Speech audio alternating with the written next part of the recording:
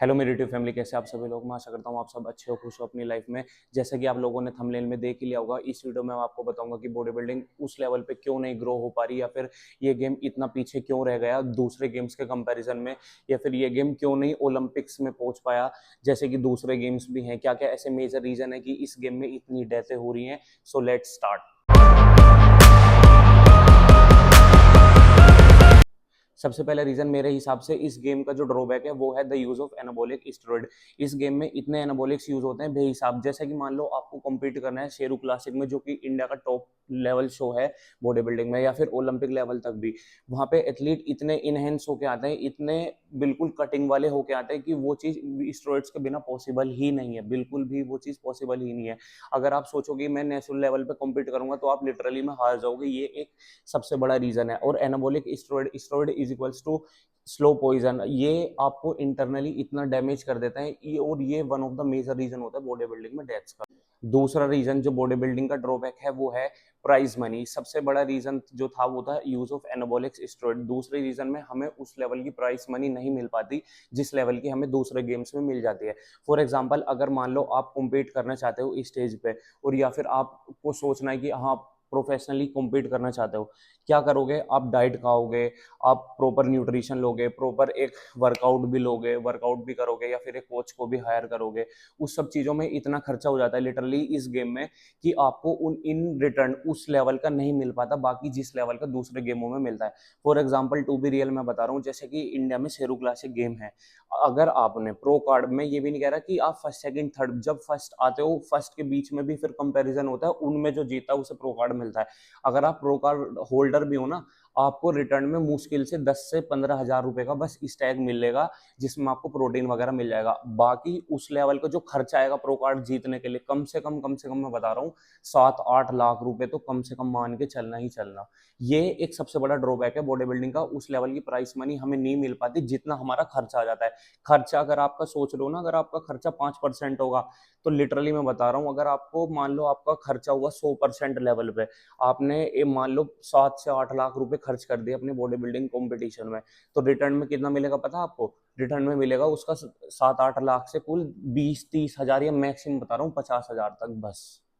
तीसरा ड्रॉबैक जो मेरे हिसाब से इस गेम का है वो है नॉट है प्रॉपर नॉलेज। बहुत से एथलीट्स के पास इतना लेवल का पैसा नहीं होता, उस लेवल का पैसा नहीं होता है, जिस वजह से वो एक प्रॉपर कोच को नहीं हायर कर पाते। जब उनके पास नहीं होता उस लेवल का पैसा, तो वो ना तो उनके पास प्रॉपर फिर न्यूट्रिशन गाइडेंस होती, ना फिर उनके पास प्रॉपर वर्कआउट का की गाइडेंस होती।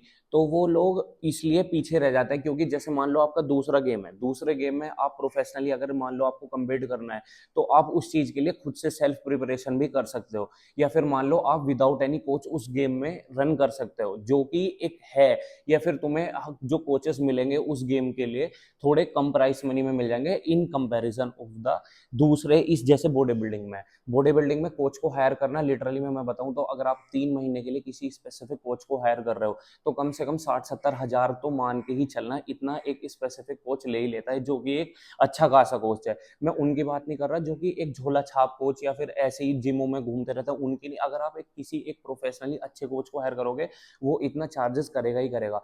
तो एथलीट्स के पास उस लेवल का नॉलेज नहीं हो पाता, और वो इस लेवल पे फिर नहीं जा पाते, जो कि एक टू बी रियल बात है। इसलिए सबसे पहली बात जो यूज ऑफ एनाबॉलिक स्टेरॉइड।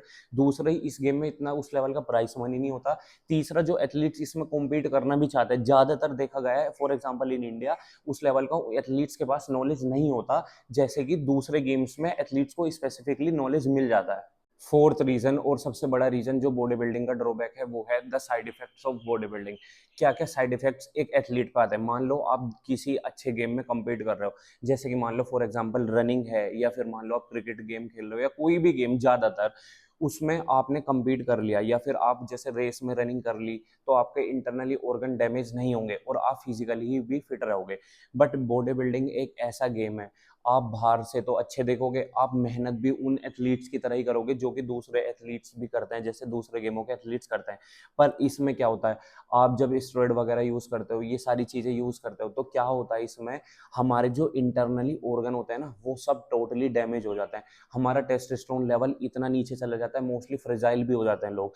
तो इसमें गेम में सबसे बड़ा ड्रॉबैक इसका यही है, भले ही आप कितना ही फिजिकल भी कर लो, कितने ही लेवल का आप अच्छा न्यूट्रिशन भी ले लो, देखो इसमें प्रॉपर डाइट भी लेनी आपको कंपलसरी है, प्रॉपर आपको वर्कआउट भी पूरा मेहनत करनी है, पर इसमें क्या होगा, आपके ऑर्गन भी अंदर से डैमेज होंगे ही होंगे। ये सबसे बड़ा रीजन होता है इस गेम का ड्रॉबैक का। इस वजह से बहुत से लोग इस गेम को उस लेवल के लिए प्रेफर नहीं करते, क्योंकि उन्हें पता होता है कि हमारे इंटरनली ऑर्गन डैमेज होंगे, हम मेहनत भी करेंगे, हम डाइटिंग भी करेंगे। एक बॉडी बिल्डिंग जो एथलीट होता है, एक बॉडी बिल्डर जो एथलीट होता है, वो 2-2 3-3 साल तक एक प्रॉपर डाइट पे रहता है, बट फिर भी आप जब उसकी स्टेज लेवल पे जब वो जाता है, उसकी अगर आप एक रिपोर्ट निकालोगे ना, ब्लड रिपोर्ट या फिर बॉडी टेस्ट करवाओगे, बहुत सी चीजें उसकी ऐसी मिलेंगी जो कि बिल्कुल एक डैमेज पर्सन की मिलती है इंटरनल। इन कंक्लूजन में आप लोगों को यही चीज बताना चाहूंगा, अगर आप बॉडी बिल्डिंग में स्टेप इन करने की कोशिश कर रहे हो या फिर आप बॉडी बिल्डिंग चाहते हो कि मैं इस गेम को प्रोफेशनली करूं, तो सबसे पहली चीज आपके जो माइंड में होनी चाहिए कि आपके पास एक अच्छा खासा बैंक बैलेंस हो, क्योंकि अगर आपके पास बैंक बैलेंस नहीं होगा ना, बिलीव मी, आप कंप्लीट ही नहीं कर पाओगे उस लेवल तक जाने के लिए, प्रोफेशनली लेवल तक जाने के लिए स्टेज पर, जो कि इंडिया में जैसे कि एक अच्छे खासे शो होते हैं जैसे कि शेरू क्लासिक, कम से कम आप 5 से 6 लाख अपना खर्चा मान के ही चलना, और इन रिटर्न में कुछ भी नहीं मिलता। दूसरी चीज, अपने माइंड में चीज रख के चलना कि मैं इंटरनली भी डैमेज होगा ही होगा अगर मुझे प्रोफेशनली इस गेम में कम्पीट करना है तो, क्योंकि आपको एनाबॉलिक स्टेरॉइड वगैरह यूज करने ही करने पड़ेंगे उन एथलीट से कम्पीट करने के लिए, क्योंकि उस लेवल के एथलीट्स वो लोग इतने इनहेंस होके आते हैं, उनके बॉडी फैट इतना कम होता है, आपको उस लेवल तक जाने के लिए ये सब चीजें यूज करनी ही करनी पड़ती हैं। और तीसरी चीज, एक स्पेसिफिक माइंडसेट आपके दिमाग में होना ही चाहिए, क्योंकि इस गेम में आपके पास प्रॉपर न्यूट्रिशन होना चाहिए, एक कोच होना चाहिए, एक स्पेसिफिक आपको एक अच्छा खासा वर्कआउट भी फॉलो करना ही पड़ता है, और वो भी ईयर्स टू ईयर्स, कई कई साल लग जाते हैं अच्छे लेवल पे कम्पीट करने। So thank you so much. If you love this video, please subscribe my channel. Have a nice day. Take care. Bye. Danger, you wanna get away, you better